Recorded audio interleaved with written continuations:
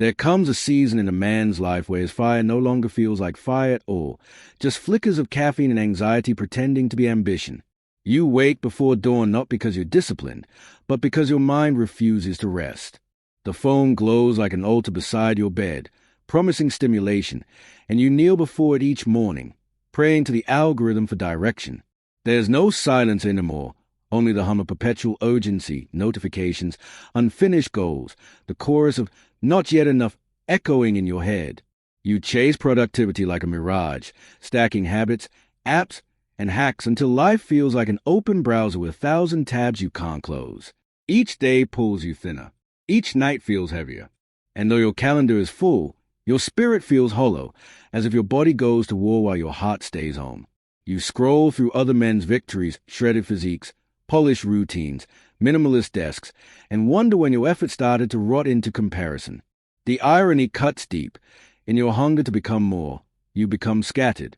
You can't focus. You can't breathe. You can't remember why you started. There's humor buried somewhere in the absurdity.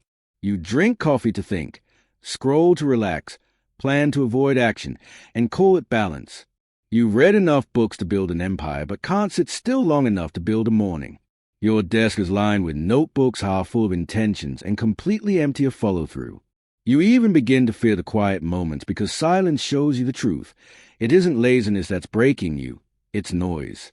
You become a man of motion without movement, effort without essence. Somewhere between deadlines and dopamine, the machinery of your mind has overheated. You find yourself growing cynical about motivation itself. You think, maybe this is life now, a constant loop of anticipation and exhaustion. After all, isn't everyone tired? But there's a different kind of fatigue, one that hums beneath the surface like a warning. It's not tiredness of the body, it's depletion of the soul. It's when your achievements stop feeding you and start feeding on you. Days blur together, not because you're busy, but because you've stopped being awake. You start to notice small betrayals, how you lie to yourself about tomorrow, how easily you trade purpose for convenience. The phone steals your focus, and your focus steals your life. Then comes a quiet reckoning, that subtle yet brutal realization. Your mind no longer serves your purpose. It serves your distractions. It works for your phone, and worse, it obeys. You have become an obedient servant to impulses you don't even respect. That's a breaking point, and some call it burnout, but it's more precise to call it spiritual starvation. Burnout doesn't mean you've done too much. It means you've done too little of what matters. You no longer crave intensity, you crave meaning. Yet the modern world sells you noise in the name of meaning. You try to meditate, but stillness feels unbearable. You try to journal, but honesty feels foreign. And beneath all of it, a sentence whispers through the chaos. There has to be another way. That sentence becomes a seed. Because the truth is, no man can live long without a code. Chaos might feel thrilling for a while, but only order grants peace. Somewhere deep down you sense it, not in theory, but in instinct that an older wisdom is waiting, something timeless enough to cut through this modern fog. You don't know what it is yet, but you can feel it calling, quietly but unmistakably, like steel ringing against stone. And so, standing in the rubble of overstimulation, you make a silent vow to rebuild, not with gadgets, not with gimmicks, but with stillness itself. Because the shift didn't come from new tech or another morning routine. It came from something 700 years old. There was a time when men lived by code so deeply embedded in their bones that they couldn't separate discipline from identity. Life wasn't measured in likes, but in loyalty.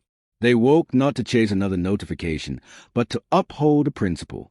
In the old world, a code was a compass, an invisible spine that held a man upright even when life tried to bend him.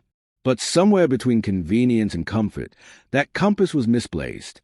We've traded the sacred for the synthetic. Emails have replaced arrows, but the fatigue feels the same. Our battles are bloodless now, yet the exhaustion cuts just as deep. The arena may have changed, but the enemy remains the untrained mind, the unanchored will, the man who no longer trusts his own word. That's a true crisis of the modern age. Not depression or distraction, but disconnection from a code that once gave meaning to every strike, every silence, every day. The samurai called their code Bushido, the way of the warrior. It wasn't merely a set of rules. It was an internal architecture that shaped every thought and gesture. Honor wasn't a mood, it was an operating system. To live without honor was to stop being human. Bushido taught that discipline born from devotion is freedom, while freedom without discipline is collapse. It trained men to fight not for glory, but for purity, and act performed as perfectly as possible, regardless of who was watching. They practiced Shugyo, a word the West barely understands. It translates to austere training, but in truth, it means purification through practice.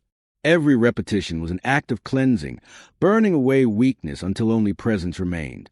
For the ancient warrior, training was not preparation for life, it was life. Contrast that with our current reality, chaos disguised as freedom. We pride ourselves on independence but drown in choice. We boast of convenience but ache for meaning. We become skilled at polishing the outside while letting the inside decay. Each new generation inherits faster tools but weaker focus, more access yet less peace. We build empires of efficiency and die of mental clutter. What we've lost isn't technique, it's a ritual that gave technique a soul. Consider how the samurai bowed before their sword, or how monks swept temple floors in silence.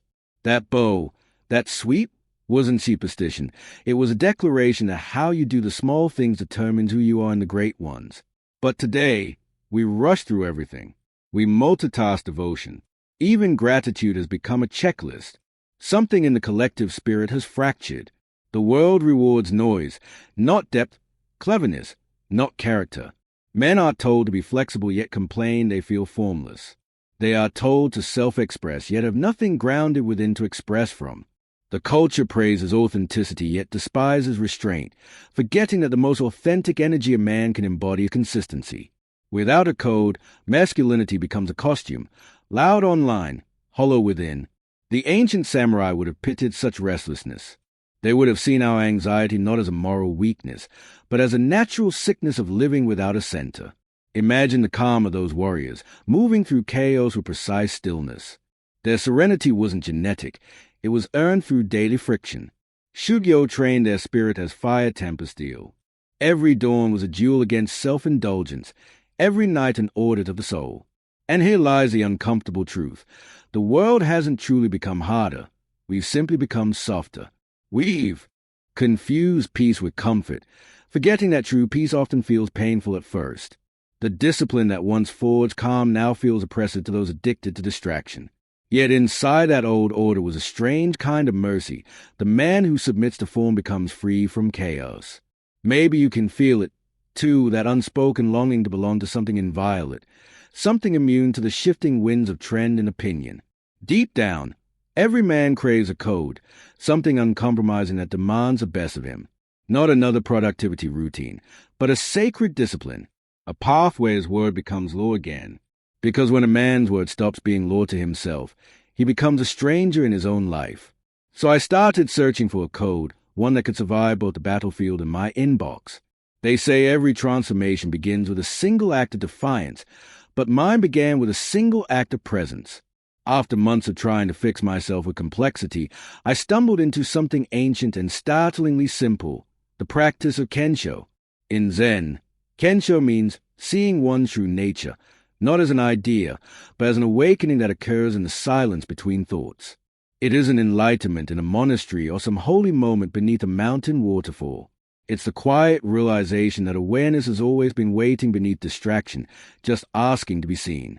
The samurai practiced their own form of this through ritualized presence, transforming ordinary routines into spiritual training. They didn't separate the mind from the sword, or the soul from the strike. Every act, no matter how mundane, became an opening into deeper clarity. This was their secret. They didn't chase focus. They embodied it. So I built my life around one habit, a daily Kenshō practice, a deliberate ritual to reconnect doing with being. 3 movements performed without rush or decoration, each as simple as breathing but as exacting as combat. The first step was morning silence. 10 minutes, no phone, no soundtrack, no stimulation. Just me and the stillness sitting face to face. Knees folded in the Caesar position, spine anchored but soft, hands resting like question marks waiting for an answer. The first few days were brutal. My mind howled to check messages, to adjust posture, to escape. But something strange began happening around day 7. The noise started to reveal its structure. Beneath the chaos lay a nervous rhythm of craving, a loop that fed on speed. The moment I stopped feeding it, the hunger turned to clarity. That's a paradox of silence. Resist it, and it becomes unbearable. Surrender to it, and it becomes medicine. Those 10 minutes weren't about becoming calm.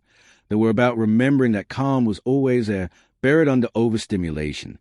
The second step was movement with total presence. Not gym workouts or disciplined suffering, but one deliberate task done as though it were the only thing that existed. Some days it was brewing tea. Some days, sweeping the floor. The rule: complete it without distraction, without hurry, without half-thought. This was a samurai's way, training the body as a gateway to train the mind. They understood kata: form creates reality. You practice form until form disappears and essence remains. When I move with attention, even in small chores, I notice how restless I become in every other part of life. Most people think that burnout comes from work overload. In truth, it comes from underpresence. Their fingers move faster than their spirit can follow. The body hurries ahead while awareness trails behind like a ghost. Doing one thing with undivided attention is the purest rebellion in a fractured age. Each morning, I performed this practice as obedience to something higher than my impulse. And little by little, movement became meditation, effort became clarity. The final step was reflective journaling, a quiet autopsy of the day's mind. Each evening, I would write a single paragraph answering one question: what truth did the day reveal about me? Not what I achieved, not what I planned, but what I saw. Some days, the truth was uncomfortable. I saw impatience hiding behind ambition. I saw fear disguised as discipline. But over time, that truth-telling became a form of purification. This was Shugyo in miniature, the practice of refining one's spirit through daily reflection. Writing forced me to confront the internal noise I hid from during the day. By seeing it on paper, I stripped it of its power. Slowly, the voice of ego grew quieter, replaced by something steadier, the observer who simply watches. And this is where Kensho lives, not in moments of victory, but in the still gaze that sees reality without distortion. The pen became my sword. Each honest sentence cut through delusion. Each reflection restored integrity between thought and action. Psychologically, this practice stitched together the fragments of a distracted existence. It mirrored Kaizen, the Japanese philosophy of continuous improvement, 1% better each day, not as performance, but as purification. 10 minutes of silence, one deliberate action, one honest reflection. Each seemed trivial in isolation, yet together they formed an invisible discipline. The modern mind seeks intensity, the ancient mind sought iteration. And in this, the samurai had an advantage: they revered the boring. They understood that mastery is born from monotony sanctified by awareness. Neuroscience would call it flow state training, but the ancients knew it simply as alignment. They weren't chasing stimulation. They were chasing stillness through excellence. What modern psychology wraps in data, Bushido wrapped in reverence. By the third week, this practice began to shape everything else. My focus extended beyond the ritual. My words slowed, my appetite for noise faded. I became deliberate, even in conversation, in the way I walked, in the way I paused before responding. What began as discipline turned into identity. The cracks in attention closed like healed scars. I realized this habit didn't make me unstoppable because it built endurance. It made me unstoppable because it built awareness, the power to act without being dragged by thought. The essence of every warrior and every monk is the same: a mind that doesn't flinch. Kensho Practice isn't a productivity hack. It's a sacred rebellion against fragmentation. It's remembering that simplicity isn't weakness, it's command. The still man moves faster than the distracted one, not because he rushes, but because every motion is precise. The world tells you discipline is about restriction. The samurai knew it was about liberation. This ritual became my bridge between the chaos of modern living and the calm center of ancient wisdom. 10 minutes of silence to meet the self. One act to honor the world. One reflection to align them both. No apps, no gimmicks, no slogans, just presence repeated daily until presence became instinct. And like steel folded 1,000 times, every repetition refined the edge a little sharper. But a habit's value isn't in theory. It's forged in repetition, and repetition reveals your true master. The first 30 days felt less like a journey toward mastery and more like trench warfare against my own impulses. I didn't wake each morning feeling enlightened. I woke resentful of my alarm, bargaining with discipline like an addict negotiating another fix of comfort. The silence that once felt peaceful now mocked me. 10 minutes of sitting still became 10 minutes of mental chaos, to-do lists, random memories, even imaginary argument paraded through my head. I wanted to break my vow hundreds of times. It's easy to talk about self-control when the sun is out and motivation is high, but discipline isn't born in comfort. It's forged in friction. Each second of stillness was like sanding away a layer of false identity. And sanding hurts. Some mornings, I'd cave, just a quick scroll. I'd tell myself, and minutes later I'd be back in the digital slipstream, feeding the same hunger I had sworn to starve. The shame that followed wasn't cinematic. It was quiet and familiar, that sinking recognition that I had betrayed myself again. I wrote about it that night, not as punishment, but as documentation of the war within. On paper, I saw it clearly. The battle wasn't between my goals and the world's distractions. It was between two versions of myself. The impulsive boy chasing dopamine and the emerging man chasing mastery. They dueled daily, and their battlefield was my attention. There were brief victories. By week 2, something shifted. The silence stopped shouting and began whispering. Sometimes I could feel seconds stretch wide, as if time itself respected my effort. This new clarity came with an equal dose of discomfort. When your life slows down, you start seeing things you've been avoiding. The small lies, the unresolved guilt, the clutter not in your room, but in your spirit. Discipline doesn't cleanse by adding order. It cleanses by exposing disorder. I began realizing that I didn't fear failure nearly as much as I feared responsibility. It's easier to stay lost when you can blame the noise. Stillness removes that shield, and the reflection it shows you can be merciless. Musasha once wrote, "You must defeat yourself with yourself." Those words echoed every time weakness tried to reason with me. The world says, listen to your feelings. Musasha says, train them. Somewhere between those lines lies freedom. Feelings, left untrained, are tyrants, loud, persuasive, deceptive. They whisper stories of take it easy, you deserve rest, tomorrow will be better. But every man who's ever built anything real knows that tomorrow is just a day wearing disguise. So I trained my feelings as I would a stubborn horse, with patience, firmness, and repetition. Every time I chose stillness when chaos beckoned, I was taming the wild creature inside me. Every time I completed a task with full attention, I was hammering one more dent into the armor of ego. Not every lesson arrived with poetry. There were days the silence made me anxious, journaling felt pointless, and the movement practice seemed robotic. I cursed at the simplicity of the ritual, craving novelty like a child reaching for candy.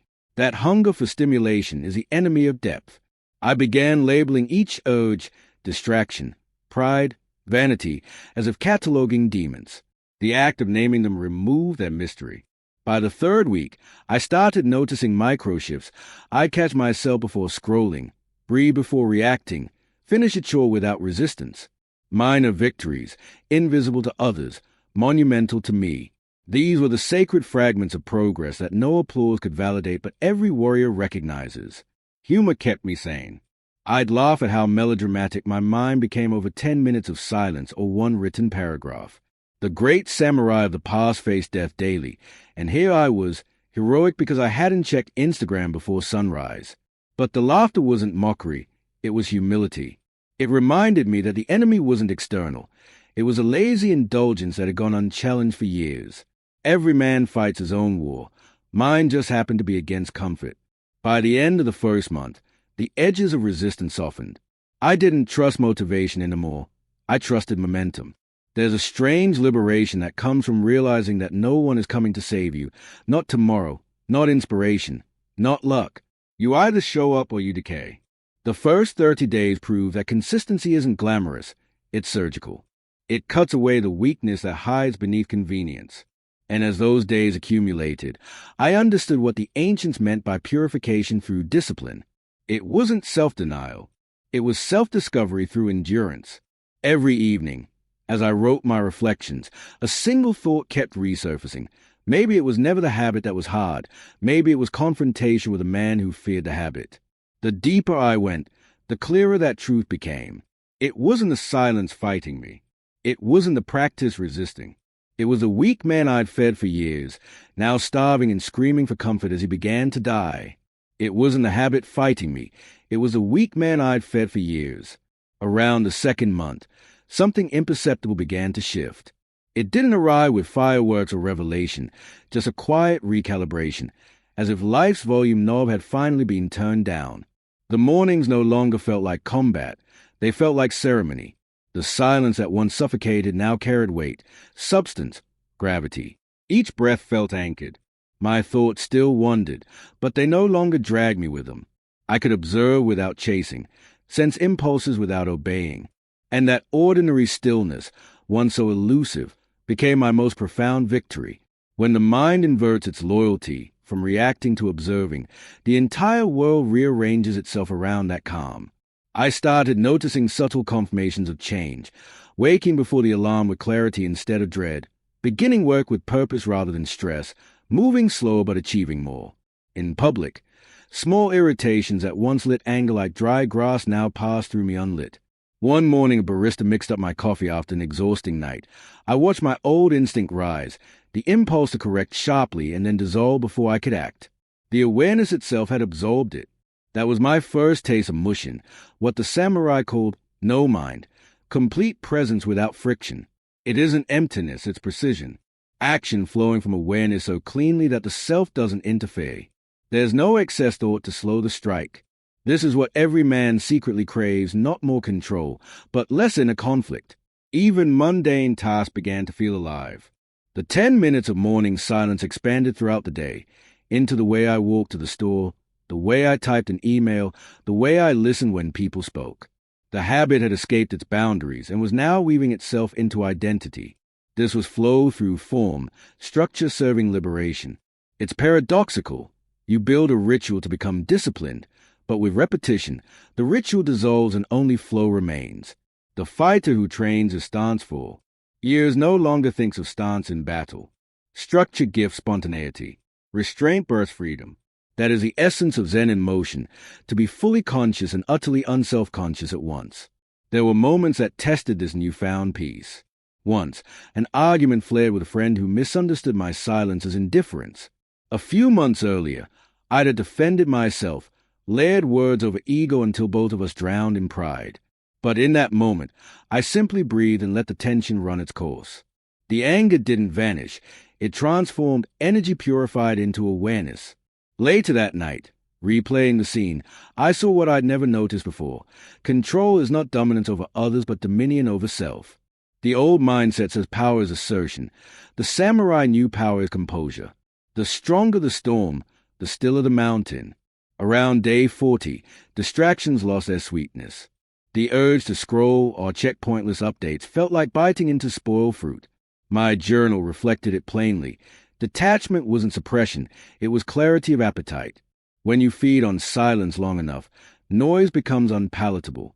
That's Zanshin, the remaining mind, awareness that stays alive even after the act is done. Unlike common focus, which ends when the task ends, Zanshin trails behind like an afterglow of precision. You pour attention into one activity and find yourself more centered in the next. I began feeling it in work, in training, even in rest. Each discipline session reinforced the others, like threads strengthening a single cord. Externally, almost nothing about my life had changed, same work, same routines, but internally, everything had shifted.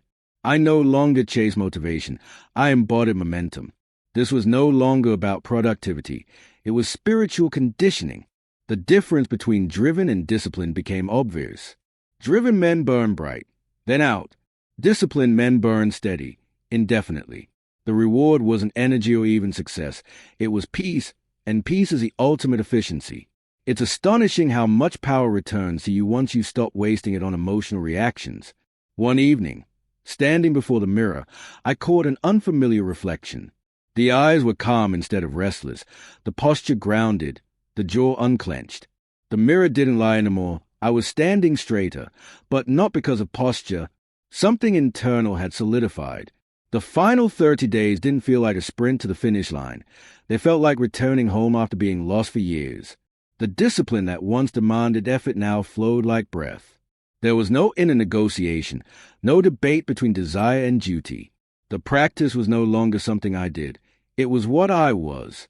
Each morning arrived without anxiety, without pushback, without question. Stillness had become instinct. The silence no longer felt like a challenge to endure, but a source to drink from. Attention, once erratic and soluble, now seemed solid, grounded, immovable.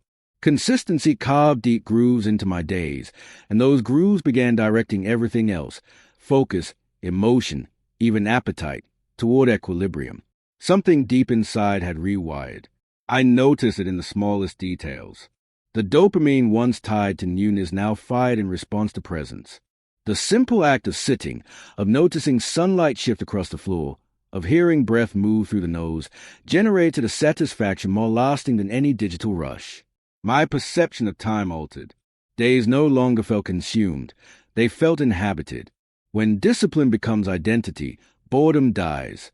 There's always something to train, something to refine, even if it's simply the precision of awareness itself.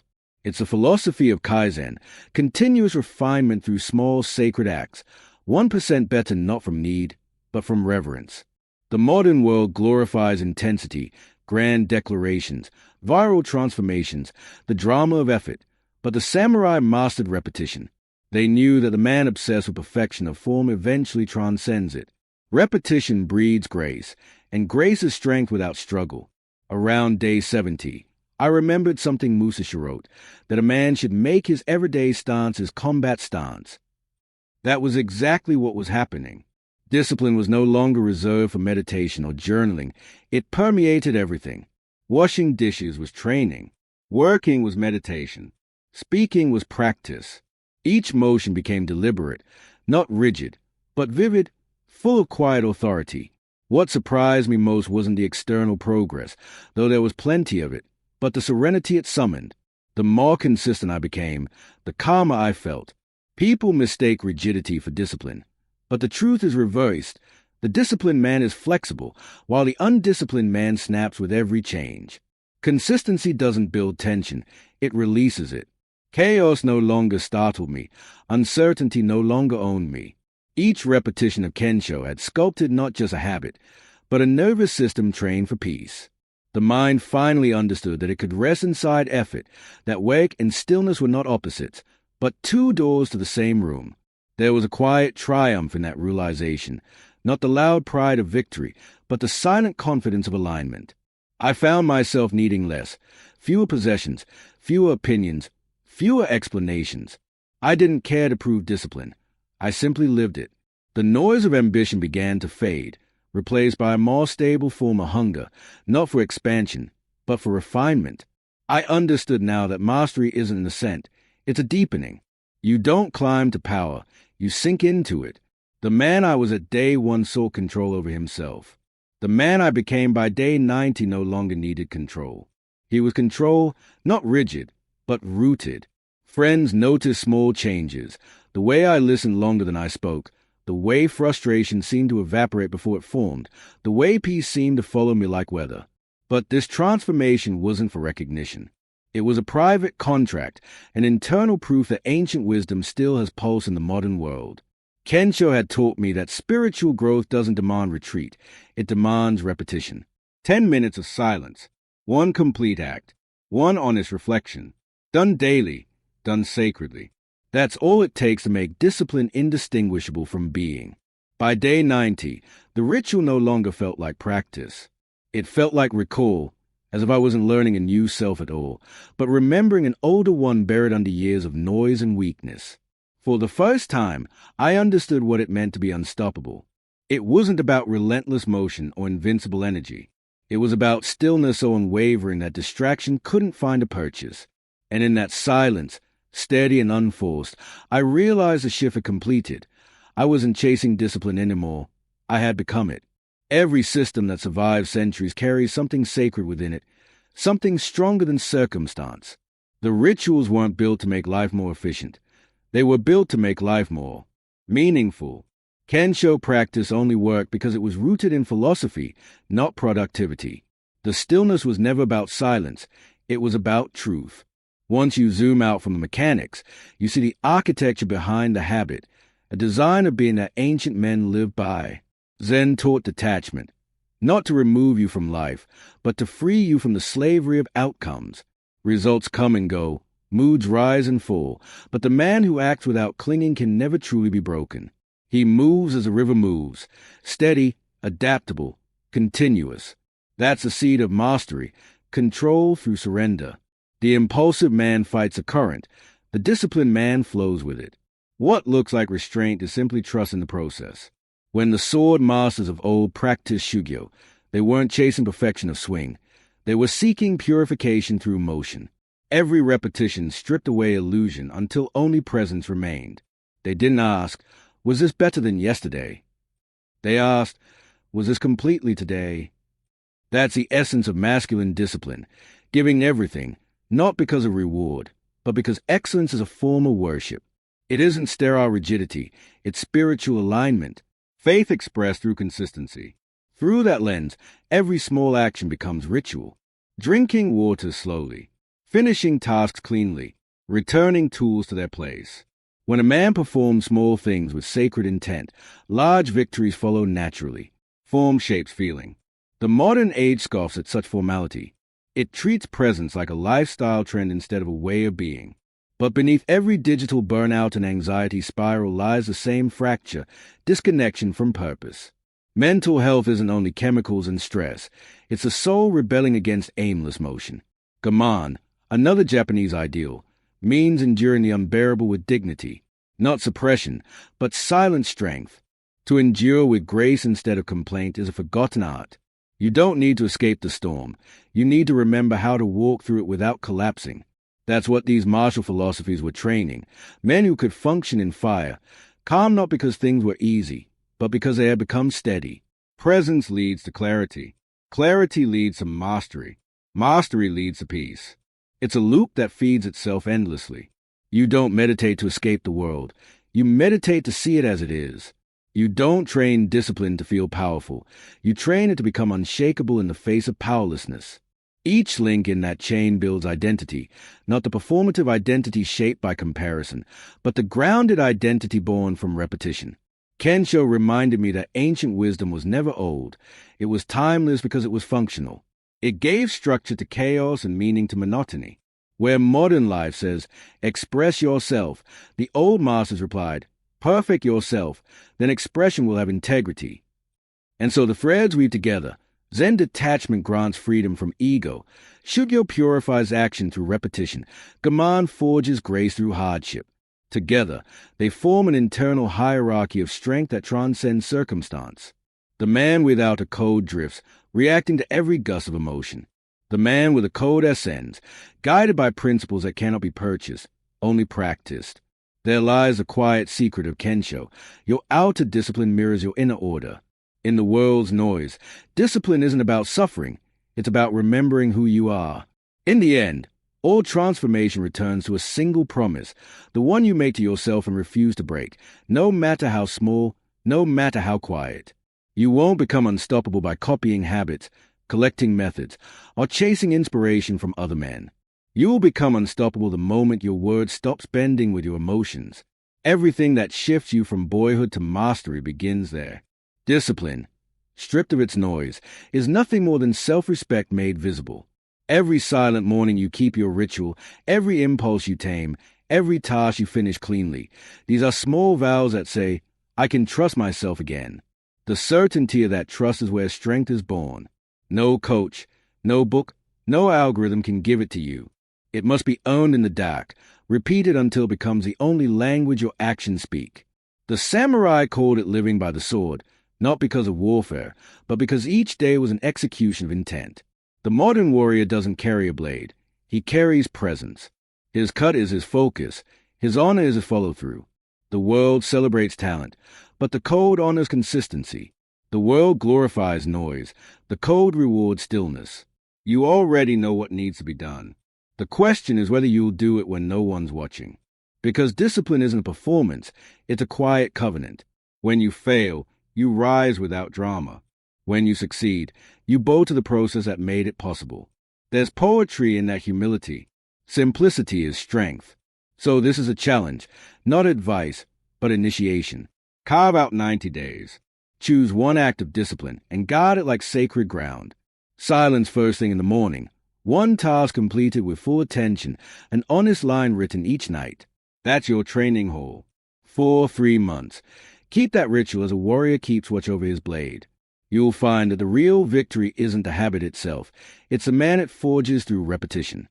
And when the resistance rises, don't interpret it as failure. Recognize it as purification.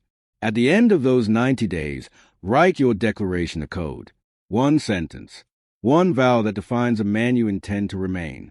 Speak it aloud or keep it carved inside your mind. It's your sword oath, your compass, your threshold. No one needs to witness it. No one needs to approve it.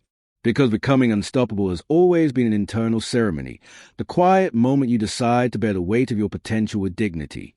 As the screen fades, imagine this truth landing somewhere behind your ribs.